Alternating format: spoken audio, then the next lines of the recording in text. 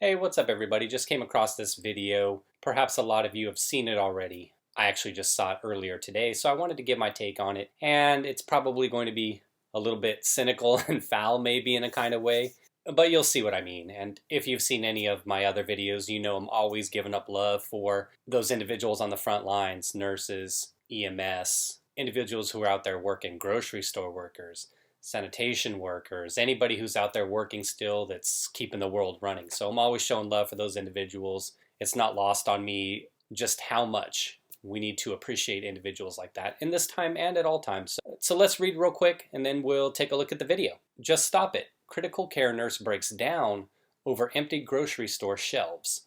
If you thought trying to find groceries during the coronavirus pandemic was difficult, try doing it after a 48-hour hospital shift. Critical care nurse Dawn Bilbrough couldn't believe that her local shop in York, England was completely out of fruit and vegetables. Just coming off an exhausting shift at the hospital, she broke down in tears while pleading with people to stop panic buying.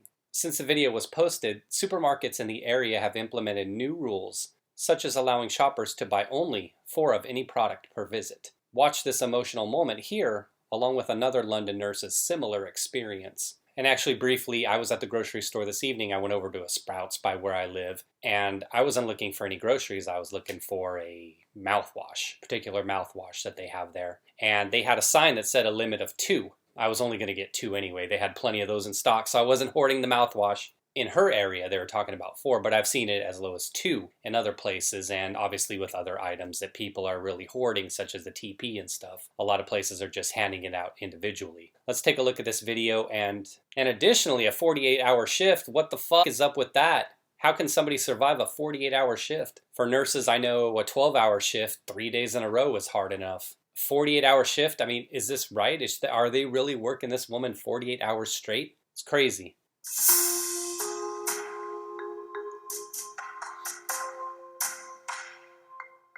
I've just finished 48 hours of work. I just wanted to get some stuff in for the next 48 hours. There's no fruit, there's no vegetables. I just don't know how I'm supposed to stay healthy. People are just stripping the shelves of basic foods. You just need to stop it. Because people like me that are going to be looking after you when you're at your lowest. Just stop it. Please.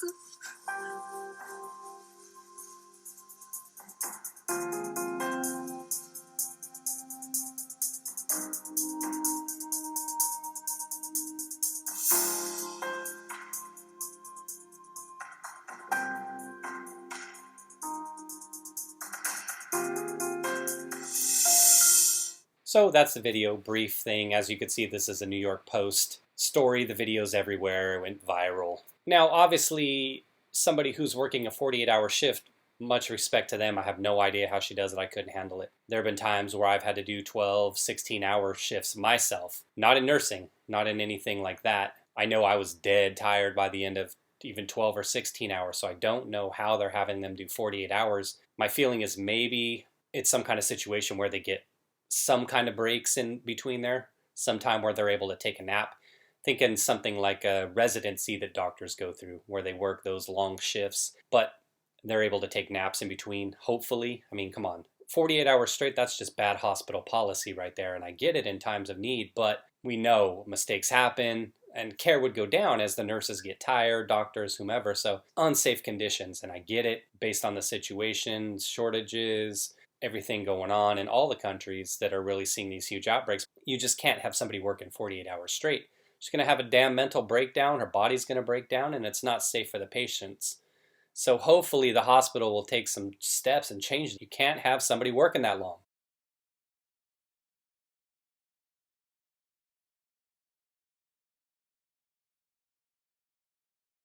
Now, that respect given, I don't like this feeling. Again, it's kind of like my cynical nature, but I don't like the feeling like she's playing that card. Like, just because I'm a nurse, this, right? Please stop because of this. And I say that, as I said, with the utmost respect, but I don't like to see people try to play that card like you're better than the next person. Now, I know in her mind she's not saying that. She probably just went to the store, saw there was nothing on the shelves, and she started freaking out and wigging out like a lot of the people that aren't mentally tough would used to be. And I say mentally tough in the sense of, and I talk about this in my video, this privilege we live in, this privileged society, this privileged existence that we've lived in. No different for me, most everybody watching this video, if you're in a first world westernized nation, utmost privilege that we've lived most of our lives in, to where when something goes down and you don't see fruit and vegetables on the shelves, you make a video, you start crying. And I always talk with people that aren't from this country, or third world countries. I'm thankful every day that we live in this privileged society that we live in spite of what's going on right now. But I talk about individuals who live in nations like third world, where they have struggled all their lives and they've had to make do without. A lot of individuals here, you become complacent, fragile, and weak in the sense that when the slightest thing takes you out of your comfort zone, this happens. You start crying and making a video. Third world people would be laughing at us right now. If they see this kind of video, they'd be like, hey, fruit and vegetable, what's a fruit and vegetable, right? So much respect to this woman. I just don't want to see her play that card like just because she's a nurse. It's like, well, what about the person out there who had a family of 4 to feed? Or the couple who went in because they know they're going to be locked down for a period of time? Single parents, single mothers, single fathers, whomever, grandparents out there. Everybody else who's out there buying these goods, they're the ones who took the stuff off the shelves. Obviously, we take into consideration those individuals that are hoarding. You go into a supermarket and you take 70 apples and 18 packs of bananas and all the strawberries off the shelves. Pointless, because the stuff's going to spoil quickly anyway. And I think that comes along with more of like the dried goods, canned beans and soups, rice, stuff like that. But produce spoils quickly, so to hoard it isn't really something that's logical. The way I think about it is most people, hopefully, I'm just hopeful here, that 80% of us, hopefully more, are reasonable individuals. Like when I went into the market recently for fruit, I just grabbed a thing of strawberries, a pineapple, and a few oranges. Just enough to last me for the next few days because I see that there's actually produce there, so I'm not worried about it. And I'm hopeful most individuals are the same, but of course there are some individuals kind of like the self-preservation kind of thing. And I get that whole thing. We'll have that debate in another video. But like I said here, the hope was just that people who are actually going to buy fruits and vegetables, those are individuals that are actually needing them. It's not so much a panic buy relative to some of the other things you see flying off the shelves, like boxes of potatoes where you just add water, or people stocking up on water, or tons of rice and 50 cans of soup, stuff like that. The way I think about it cynically is, had this woman gone to the supermarket and had she been the one to take the last cauliflower, the last head of lettuce, the last bag of carrots, the last 5 apples, the last bag of grapes, had she gotten that stuff for herself, she wouldn't have thought twice about it. So that's where I'm talking about like the cynical side. To me, individuals like this, again, said it so many times and I say it in all my videos, much respect for all these people out there who are on the front lines doing the dirty work, right?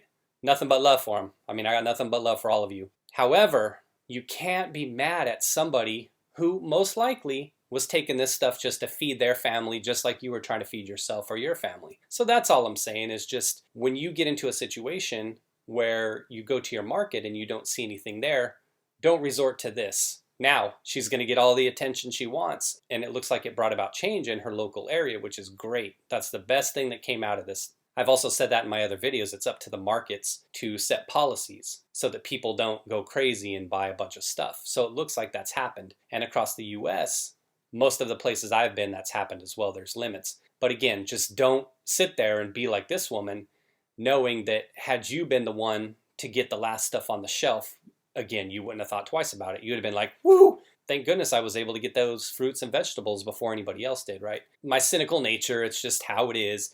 I see things on both sides of the coin. I think you've all pretty much noticed that if you've seen any video I've done. I try to always think things through on both sides, the serious side and the funny side. Again, hopefully when this woman comes off shift next time, hopefully there'll be a lot of goods there for her to pick up. Thanks for watching, everybody. Take care. And again, like I always say, hopefully you all are out there being safe and enjoying your time with your loved ones. And hopefully you all are finding some productive things to do while you're inside. Other than watch my videos, of course, which I don't know if is really productive, but take it easy, everybody. Thanks as always. Take care.